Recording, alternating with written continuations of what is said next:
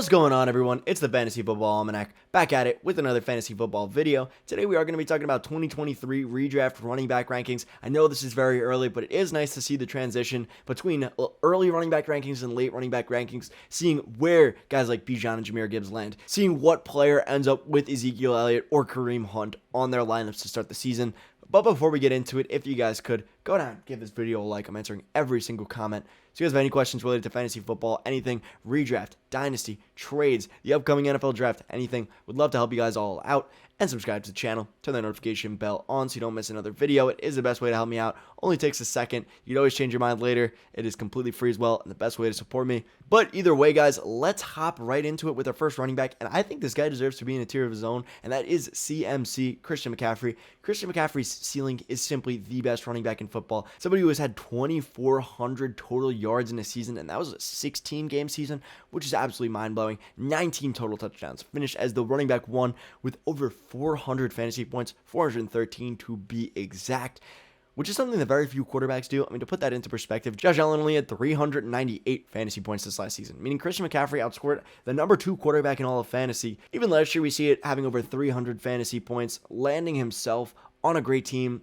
The 49ers, arguably one of the best teams in the NFL, with a great O-line. George Kittle, a great blocking tight end. You have Deebo Samuel to space the field. Not even to mention Kyle Shanahan, great coach. I don't think not much more needs to be said about Christian McCaffrey, so let's move it down to Austin Ekeler. I think Austin Ekeler does deserve to be the running back 2 here. I mean, this is somebody who is Christian McCaffrey light in every single way. Not going to get as many carries, probably not going to catch the ball as much, although last year he actually caught the ball more. But in general, is very similar to Christian McCaffrey, just a step down in pretty much every single facet of the game. He did finish as the running back 4 in standard scoring, but the running back 1 in PPR scoring, which is a pretty massive difference, and that can easily be attributed to the fact that he got 127 targets on 107 receptions this last season. That ties Cooper Kupp for the 5th most receptions in the entire NFL, ahead of guys like Amon-Ra St. Brown, Devontae Adams, Devonta Smith, DK Metcalf, which is crazy at the running back position, but that just goes to show how good Austin Ekeler is. I think there is a case you could have Austin Ekeler in this first tier.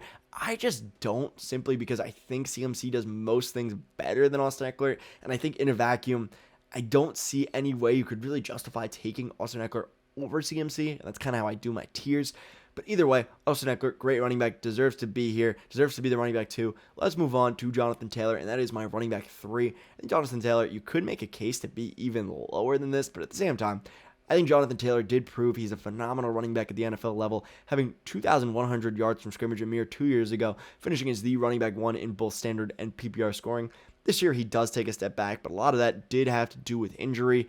I think now they are going to bring in a rookie quarterback in this upcoming draft, whether it be Anthony Richardson, whether it be Will Levis. We'll have to see, even CJ Stroud, Bryce Young. But either way, I think because they are bringing in a rookie quarterback, Jonathan Taylor will be leaned on even more to set up the run and help this quarterback transition to the NFL a little bit easier. Because, I mean, when you have a guy like Jonathan Taylor in the backfield, it makes defenses a lot more wary, and I think gives whatever quarterback you do decide to bring in a lot more freedom to do what they need to do what they want to do at the NFL level. That's why I do have Jonathan Taylor at 3. I could honestly see moving him down because I think this tier of running backs, because I think after Austin Ekeler, a lot of these guys are pretty similar to me. I mean, guys I would have around the same range, but are pretty spaced out when you look at Underdog Fantasy current ADP, which is pretty interesting to me. Either way, let's move on. My next guy is Bijan Robinson.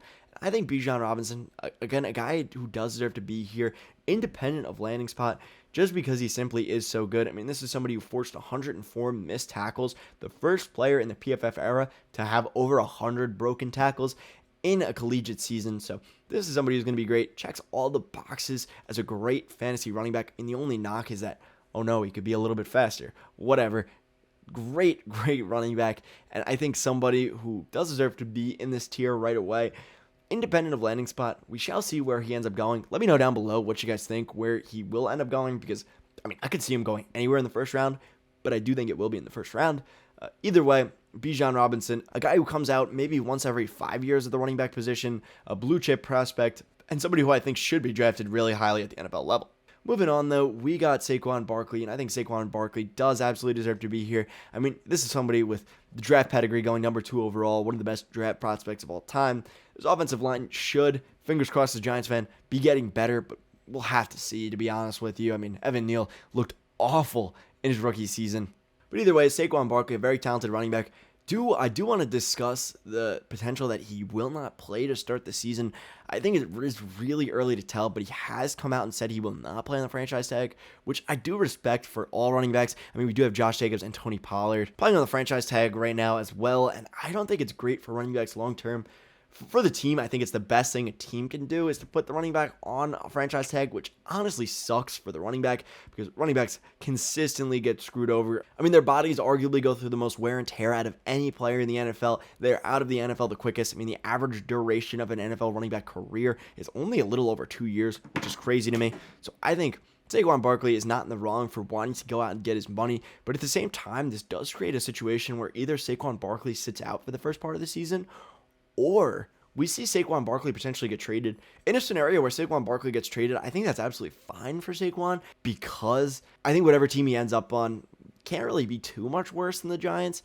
Not only that, we've seen Saquon produce with some absolutely awful teams. I think it'll be fine for him if it gets traded. The problem is if he holds out, and right now I think it really is too early to tell whether or not he will hold out. That's why I am putting him still in this top 5 where I would have him ranked normally, just because it is way too early to tell. I mean, there is just no way we can know right now whether Saquon's going to hold out. The draft hasn't even happened yet. We haven't even seen them go out and draft a running back or not draft a running back. So I'm going to have Saquon here for now. Time will tell. We're going to have to monitor this situation for the long term. I mean, this is somebody who could go down, depending on how the holdout news ends up. But either way, that is Saquon Barkley. Let's move on now to Josh Jacobs. And Josh Jacobs is somebody who I think does deserve to be in this tier. I mean, somebody who had 2,050 all-purpose yards this past season. And while the system is changing a little bit with Derek Carr leaving and Jimmy Garoppolo coming in, running backs are usually pretty immune to quarterback changes, and that's why I think Josh Jacobs does deserve to be here in this tier as somebody who proved this past season that he could finish as the running back one. I mean, this is somebody who had 300 half-point PPR fantasy points this last season with over 340 attempts, 1,650 yards, 400 yards receiving, which is great. On standard scoring, he finishes the RB1, PPR RB3, somebody who is pretty heavily utilized in the receiving game. Again, not a guy like Austin Ekeler or CMC, but not a guy like Derrick Henry or Nick Chubb, where you're not going to see really any receiving production, which I think is a good middle ground for Josh Jacobs. But the lack of true elite receiving production is why I have him ranked a little bit lower than guys like Austin Ekeler and CMC. Josh Jacobs, a great commodity to have in fantasy drafts, and I don't think the quarterback change really hinders him much. Let's move on and move it down a tier to Kenneth Walker. And it was really hard for me to decide where to put this tier break because honestly, I think a lot of these guys are pretty similar, and I really don't know when to put this tier break because all the guys I'm about to talk about, I think, do deserve to be in the same tier with Bijan Robinson, Saquon Barkley, Josh Jacobs. But I do have to put a tier break somewhere. I can't have 10 guys in one tier.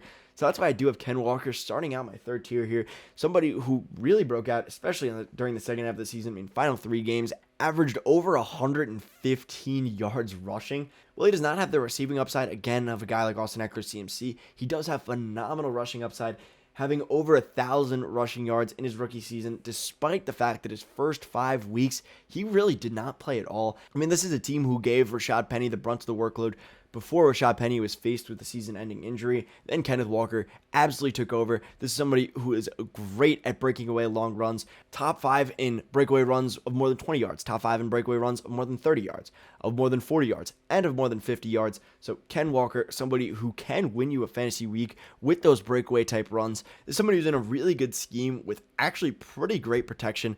I think the Seahawks O-line was one of the most improved this last season, and we should see that continue to improve. That's why I do like Ken Walker as the start of my third tier here, but I could understand having him lower over, honestly, under a lot of these guys here. I just really like Ken Walker. I loved what I saw his rookie season. I think he does have very fresh legs being only 22 years old. Let's move on here, though, to our next player, and that is Derrick Henry. To be 100% honest with you, this is where it gets really weird. Looking at Underdog Fantasy currently, Derrick Henry is coming off as the running back 9, right in between Breece Hall and Josh Jacobs, which, I mean, sounds about fair, but at the same time, the ADP is a lot lower for a guy like Derrick Henry. Derrick Henry coming off the board at 40.6, Josh Jacobs 40.7, whereas Ken Walker coming off at 33, Saquon Barkley 26, and I don't really think the tier drop-off between guys like Josh Jacobs and Derrick Henry are that much lower than Saquon Barkley. Yes, the ceiling is higher for Saquon Barkley, But at the same time, these are guys who have had phenomenal seasons year in and year out, and Derrick Henry is no different. Yes, there is stuff to worry about with Derrick Henry, but there has been stuff to worry about with Derrick Henry every single season for the last 3, 4, 5 years, and that's why he's been suppressed in every single draft since he really broke out onto the scene about 4 or 5 years ago. Derrick Henry, again, is being suppressed. He is the running back 9, really close to being the running back 10, and Derrick Henry's done nothing but produce. I mean, last year, arguably didn't really have that great of a season and was still the running back 3 in standard scoring, the running back 4 in PPR scoring, with 1,500 total yards and 13 touchdowns. More so now than ever, breaks out as a wide receiver with the lack of receiving options in this offense, having 398 yards and 33 receptions, which is actually really good for a guy of Derrick Henry's caliber, a career high in receiving yards and receptions. So, well, yes, it does feel kind of gross to draft Derrick Henry, a 29-year-old running back. He has shown no signs of slowing down at this current point. Well, I don't think he's a great dynasty asset, a great long-term guy. I think for this next year, this is somebody who has not shown a single sign of age at this current point and has barely missed games throughout his entire career. I mean, yeah, he missed 9 games 2 years ago during a season where he was going to potentially break fantasy football and regular football records. But other than that, this is somebody who has not missed more than a game in a season in his entire 7-year career, which is a very long time for a running back. I do have to have him here as my running back 8 out of respect, which is ahead of where he is right now. I could honestly see moving him up higher. The thing that scares me, though, is underdog ADP, because I think underdog is generally the best place for redraft ADP, but I think Derrick Henry, a phenomenal running back. I'll believe it when I see it with the fall off. Fingers crossed it ends up working out, though. I think in casual leagues, he will be going a lot higher than this. But in these ultra competitive underdog leagues, I think he is being a little too slept on right now. That's my personal opinion. Let me know what you think down below, though. And let me move on to my next guy, and that is Breece Hall. And Breece Hall is somebody who could honestly have been in the second tier, or honestly maybe even in the first tier with CMC, had he not torn his ACL in week 7 of the NFL season last year.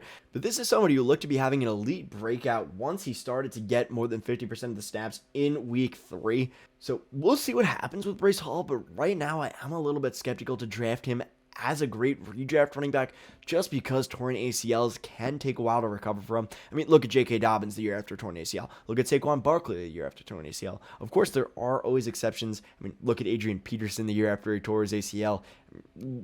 One of the best running back seasons I've ever seen, but not everybody is Adrian Peterson. Breece Hall, a very young running back. If anybody's going to be able to recover, it should be him. But I do have to knock him just a little bit. I am a little timid to draft him just because of that. I think in the long term, he'll be fine. But you do see a lot of injury-riddled seasons post-torn ACL, which does scare me a little bit. But Breece Hall absolutely still does deserve to be here. Has the talent, has a draft pedigree, has pretty much everything you need in a running back. Next up, I have Nick Chubb, and this feels extremely disrespectful. I hate having Nick Chubb this low. I think he could honestly be in the same tier with guys like Saquon Barkley and Josh Jacobs and Austin Ekeler. The problem with Nick Chubb, in my opinion, is the fact that he doesn't really catch that many passes. I mean, his career high in receptions is only 36 with only 278 yards, which is not great production for a fantasy running back. But despite that, that is the only knock I'm able to have on Nick Chubb. This is somebody who's never finished below the running back 15. And in the past 4 seasons of standard scoring, I mean, the running back 6, the running back 9, the running back 7, and the running back 5. He is a great running back, and I hate having him this low. I just can't move him up. I just can't see myself moving him higher. Not because he doesn't have the talent, not because he isn't in a great team, not because I don't like the Browns. I just don't know. Am I too low on Nick Chubb? Do I need to move him over Breece Hall? Do I need to move him over Derrick Henry? Do I need to move him over Kenneth Walker? I think this is one of the weirdest situations in the NFL. I think Nick Chubb does deserve to be higher. I hate having him this low. I just can't see moving him up at this current moment. Let me know down below, though. I really do think I should have him higher. I don't know what the heck's happening, but either way, let me move on to my next running back, and that is Tony Pollard. And Tony Pollard is another guy I feel like I should be having higher. I mean, he was the running back 8 last year, despite not really receiving the full reins of the offense until week 7 of the NFL season. The first time he was able to have over 50% of snaps besides week 1, which was a total wash because they got destroyed by the Bucs. But either way, Tony Pollard, another guy who could easily finish as a top 5 running back this next season, which really is strange to me because I do have him right now as the running back 11. I just can't see moving him up because right now, for one, he doesn't have the draft pedigree coming into the 4th round, 128th overall, which I don't think should matter too much for running backs, but honestly it does. Also, I could see them bringing in another running back, whether it be Bijan Robinson, Jahmyr Gibbs in the draft, which honestly really does scare me off of Tony Pollard. I just have no idea where to rank him. I think he has such a wide range of outcomes, whether it be them drafting a running back early on in the draft next year or not. I think that determines so much for Tony Pollard. But honestly, I could see Tony Pollard being in the same tier again with the Saquon Barkleys, the Josh Jacobs. This is another one that I really would love feedback on down below because realistically, I just don't know. I feel like 11 seems the most fitting for him. I feel like out of respect, I can't rank him ahead of guys like Derrick Henry, Nick Chubb, Breece Hall. I just can't do it to myself. Yet at the same time, I feel like he does have the talent to be able to be a top 5 running back. Let me know what you think about that down below. Either way, let me move on to my last running back, and that is Najee Harris. And I do have 2 other running backs in this tier that I will talk about in another episode. I do want to put out a top 24 redraft rankings. Hit that like button if you do want to see that. Would mean the world to me.